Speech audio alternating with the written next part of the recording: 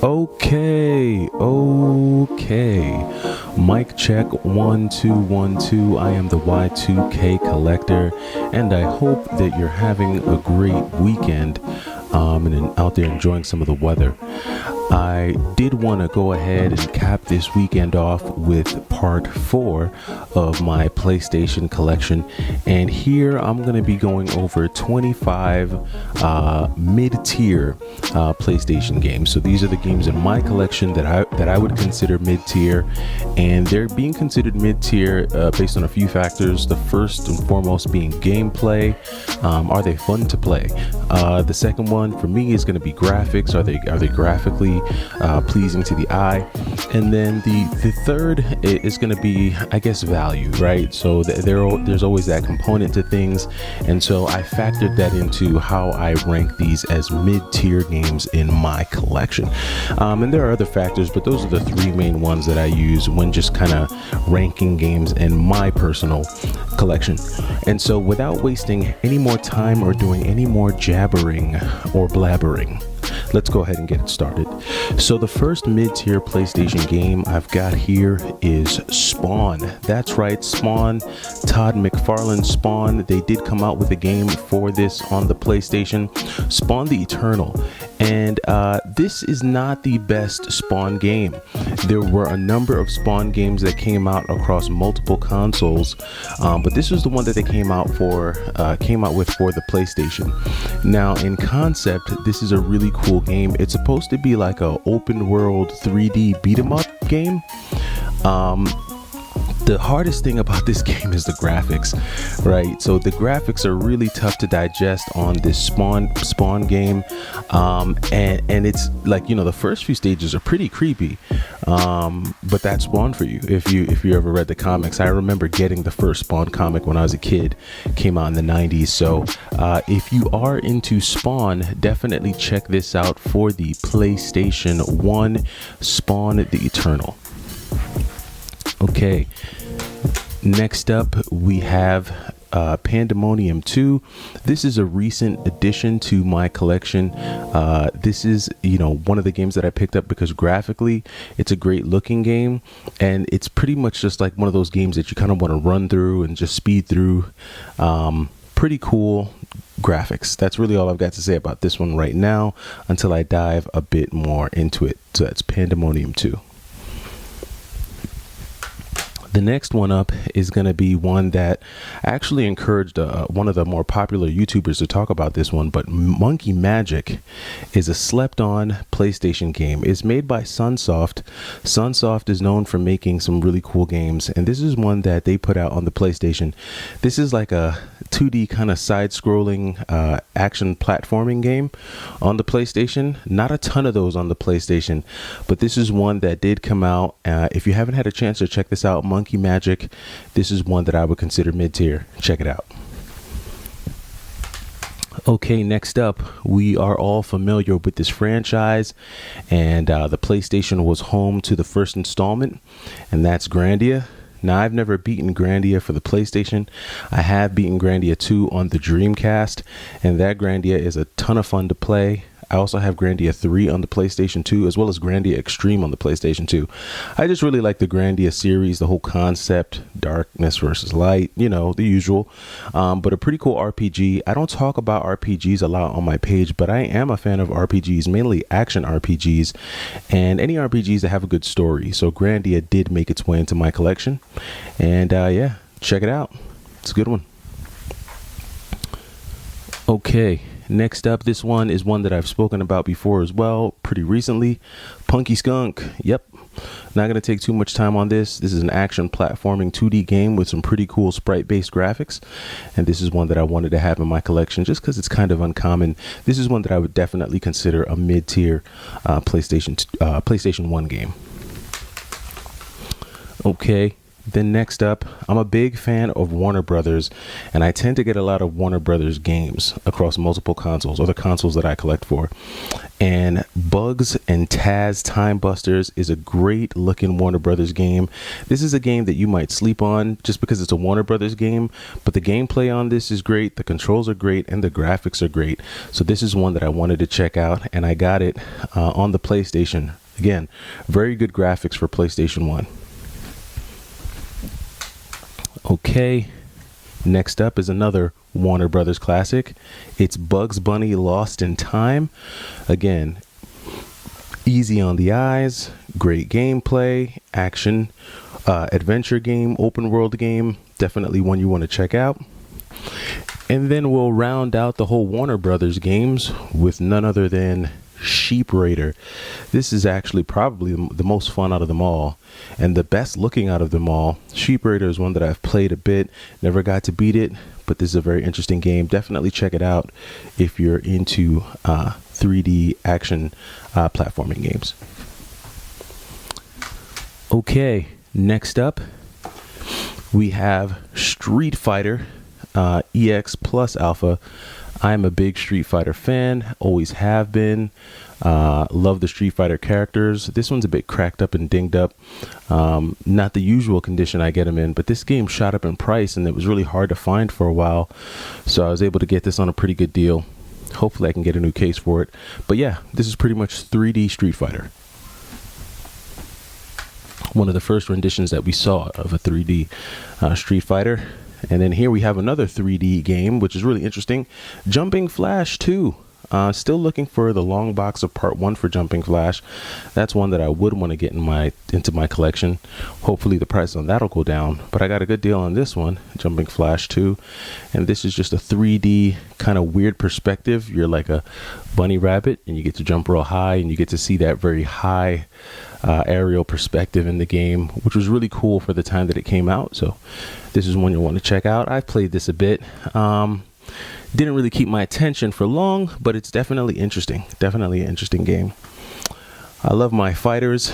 And XMen 2 Mutant Academy was a great 2D fighter.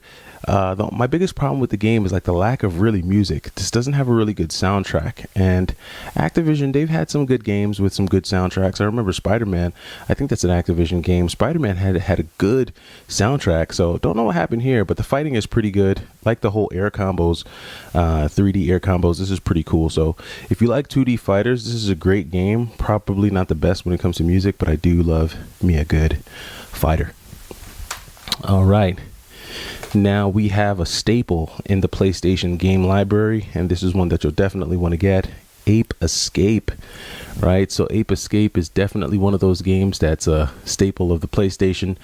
This is where it all started. Again, more of that open world 3D action game, a little bit of platforming, a little bit of puzzle solving. You're chasing down these monkeys. Pretty cool. Definitely would check this out. This gave me Mario 64 vibes for the PlayStation, but this is a very cool one, and Ape Escape is one that I would definitely check out on the PlayStation 1. All right, so we kind of made it through the first half of those mid-tier games. Now let's go ahead and dive in and get to the second half. So kicking off the second half, we've got Ergies, right? So this is another fighter, which also has, like, I think it has an adventure mode as well. I've played this a little bit. It has a bunch of different characters, including Cloud in it. So it's a Squaresoft fighting game. Very, very interesting. PlayStation had a lot of these weird, quirky games, and I'm a huge fan of these types of games. So if you get a chance, check that out. All right. Again, always love me a good fighter. And Gundam Battle Assault 2 is a great fighter. This is more like a 2D fighter, but I just love the mechanics of this fighting game.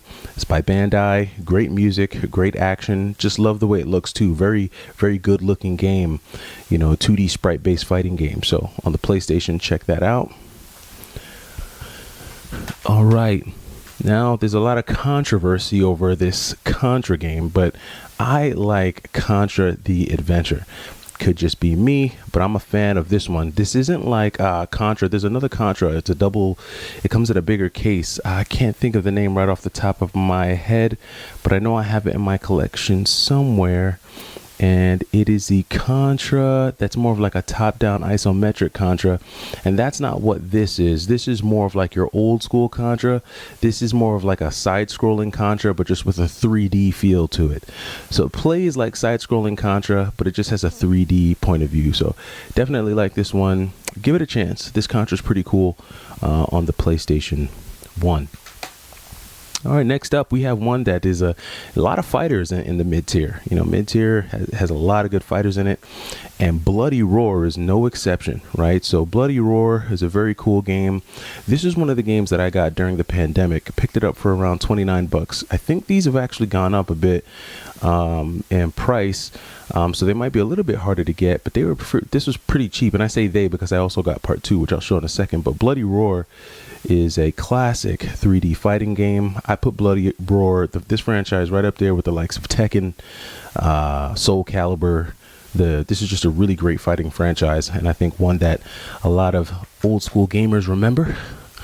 And then of course you had Bloody Roar 2, right? So this is definitely one that I needed to have. You just love transforming into your animal and just going to town. Special moves. This was real popular in the arcades as well. So Bloody Roar 2. Here we have another recent pickup, right? SubZero. This is more so SubZero on his own, kind of like adventure fighting game. It's pretty much just like a fighting game where you fight person. It's almost like a boss rush is what it feels like. You keep fighting, you know, villain after villain after villain. Not a lot of adventure aspects to it, but this was an interesting concept for the Mortal Kombat franchise. And again, PlayStation got a lot of these quirky types of games, so I definitely added that. Next up, I am a big shmup lover. I haven't really mentioned it in my past few videos, but I love me a good shmup, and RType was one that I recently added to the collection. I do have a lot of the other RType games for across multiple systems, but this is one that I wanted to have just because I don't think I had the OG RType 1 or RType 2 in my collection, because I don't really collect for the Super Nintendo or NES. So this gives me the opportunity to get those games in my collection. All right. Next up, we have another PlayStation. This is a staple in the PlayStation gaming library. I remember when the commercial used to come out for this game, Intelligent Cube. This game is trippy. I mean, you know, like a lot of the older PlayStation games, Intelligent Cube is just such a trippy game. Very tricky game. A lot of puzzle elements. This is basically pretty much a puzzle platforming game. I would check it out. This is one of those games where you just don't want to fall off the edge, but very fun, and I would check out Intelligent Cube. Okay, we have a few more mid-tier games here. So we have Mega Man Legends, and yes, Mega Man Legends is a game that I would consider mid-tier. A lot of the gaming elements were polished in the Mega Man Legends 2, but for the first installment, this was a great one. This is a good one to have. This is one that you can still get, I think, for around 50 bucks or so. Mega Man Legends 2 is pretty darn expensive right now, and I featured it in my alternatives video because although I have the original disc, I wound up having to get a reproduction case and reproduction manual just because I wasn't going to shell out the money to get the complete authentic version. So Mega Man Legends is a great 3D action game, so check it out. Open world action game, Mega Man, check it out. All right, we're going to do a little 2-for-1 here. I know you guys love when I do those 2-for-1s. Well, here we've got Medieval and well, all right, so maybe we'll do them one at a time just because of the light. But here we'll do the first one. We've got Medieval. This is just like a icon, you know. This game is iconic in the PlayStation library. Halloween's coming around, so I'll probably start diving into Medieval. But Medieval is a very fun 3D open world action game for the PlayStation. Definitely check it out. And then you have part 2 here. So Medieval 2, I would check that out. They improved on the graphics and gameplay on this one. More of that open world action. Got your sword, got some power-ups. Pretty cool game. All right, and then we're getting down to it. Continuing with those fighters, right? Like I said, the mid-tier section was filled with a lot of fighters, and Pocket Fighter is one that I had to include in the mid-tier PlayStation 1 games. This is a great game, fun fighter. not the best Street Fighter game, but if you're into Street Fighter and you're a lifelong fan, this is one that you'll definitely want to get into the collection, along with games like Puzzle Fighter. These are some of the less popular games, Street Fighter games that came out, but this is one I would check out. All right, and then last but not least, this is one that you don't hear about, but I am a huge fan of my beat 'em ups. Love me a good beat 'em up, and Gekkido is a great 3D beat 'em up, and this is one that I would definitely check out. If you like beat 'em ups, if you like 3D beat 'em ups, Gekkido is one of those ones that I would check out. You get cool moves, cool power-ups. I mean, think Streets of Rage 3D. Graphically, not the best graphically, right? Because we're still dealing with PlayStation 1 graphics, but I mean, this is one of those games where you can kind of stomach the graphics and get through. So Gekkido is definitely one that I would recommend, and it's part of my mid-tier PlayStation collection. All right, and that does it for this episode of my PlayStation collection, part 4, going over the mid-tier PlayStation 1 games. Let me know what your mid-tier PlayStation 1 games are. I'd be interested in knowing what you would consider to be a mid-tier game and how you rank your games. How do you evaluate the games that you have in your collection? Well, again, thank you for checking me out on this breezy Sunday afternoon. I am the Y2K Collector, and I hope you enjoy the rest of your weekend. Take it easy.